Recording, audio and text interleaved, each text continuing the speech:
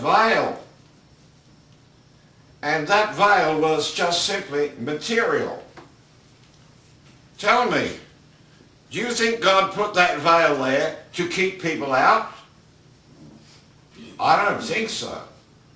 If God wanted to keep people out, he'd have put a stone wall there or something else that would have been, nobody would have been able to get through. But he put a curtain there. Do you realize that a child could have gone to the end of that curtain and just pulled it aside and walked in? It wasn't to keep people out. Well, then why didn't Israel go in? Why didn't people want to go in and simply walk around the curtain? No, because they had broken the law. They had broken the law. Therefore they were guilty, and therefore they would never walk into the presence of God. You got this? And I want to tell you today, there are many Christians who have never been in the presence of God. Amen. In reality. Amen. Or you've closed your eyes and you've prayed, and you may have been in meetings where the presence of God is, has been felt by many people, but you would never have been in the actual presence of God. Because when Adam took the fruit of the tree of the knowledge of good and evil, for I don't know how many years he'd been in that garden, but he had walked with God and talked with God. He was one with God. He fellowshiped with God. He was absolutely one with God. When God looked at him, he saw himself. When Adam looked at God, he saw himself. You see? But when he took the fruit of that tree, he's hiding from God behind the trees. He's not walking with God. Well, God now, he's enemy. You see? And I want to tell you that the church in this world has put all Gentiles under the law, and therefore they believe they are sinners in the sight of God. And the best they can say is, well, of course, I'm a Christian today, and I've been saved by the grace of God. But I say, do you still sin? Oh yes, doesn't everybody? No, they don't. So you see, we have this problem that we have been kept out of the presence of God because we believed a lie. That's true. Okay, don't run ahead of me. We're going to cover a lot more yet.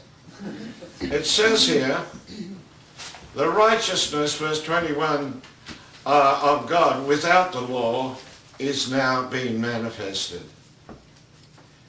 When the Apostle Paul talks about righteousness, how do you become righteous?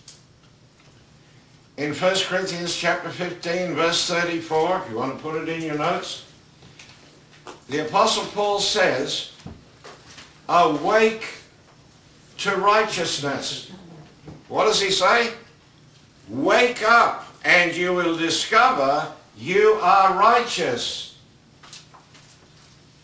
You got that? Wake up, that's all. God said, Abraham, count the stars. He said, I can't, Lord. He said, so shall thy seed be.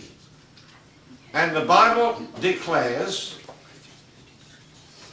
that God credited Abraham as being righteous.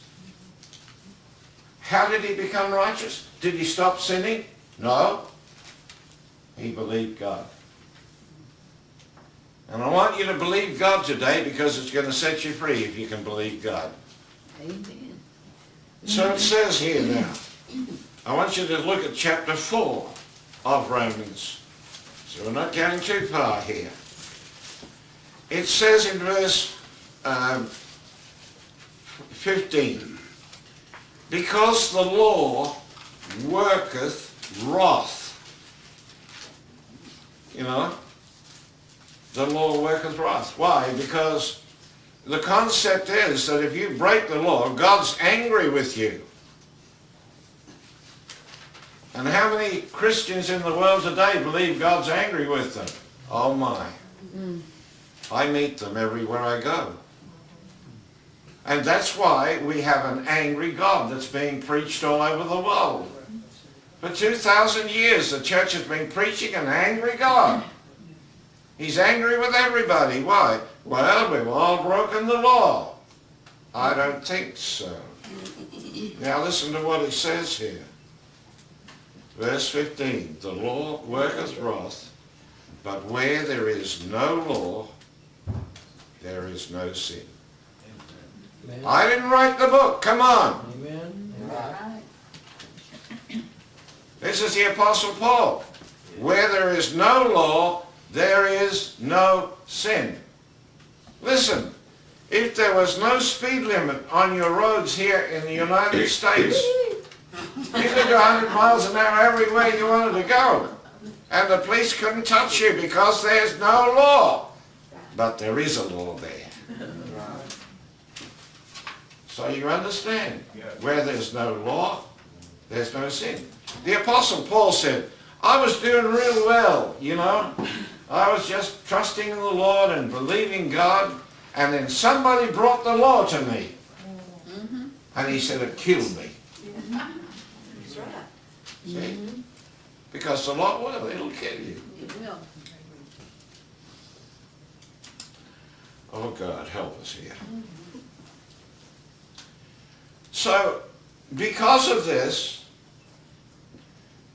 when a Jew, when Israel sinned, it was a legal issue. They had broken a law that God had given to them. Therefore, they were guilty before God. There was no grace there. If you committed adultery in Israel, they would take you out in the paddock and they would stone you to death. But sir, I'm sorry. You know, it was just a spur of the moment thing. I mean, I didn't really mean to do that. And I promise you I'll never do it again. Out in the paddock, you're dead. There's no grace in the law. That's right. Don't try and even put it in there because it doesn't work. There's no grace in the law. If you break the law, you've broken the law, you will pay the penalty. What do they say? Do the crime, you do the time. That's right. You see? But where there's no law, there is no sin. Stop signs. So now, you say to me, but doesn't the Bible tell us that everybody sin? Oh yes, let me see now. This is chapter 3 of Romans. And he says in verse 23, for all have sinned. See, they said, now there you are, Des, you got it all wrong, you see. We have all sinned. But wait a minute. What did we do, what did the Gentiles do to sin? Did they break the law? No, because they were not under the law. It had nothing to do with law. Are you hearing this? It had nothing to do with law. Yes, we've all sinned. But what did we do in order to sin? We came short of the glory of God. Amen.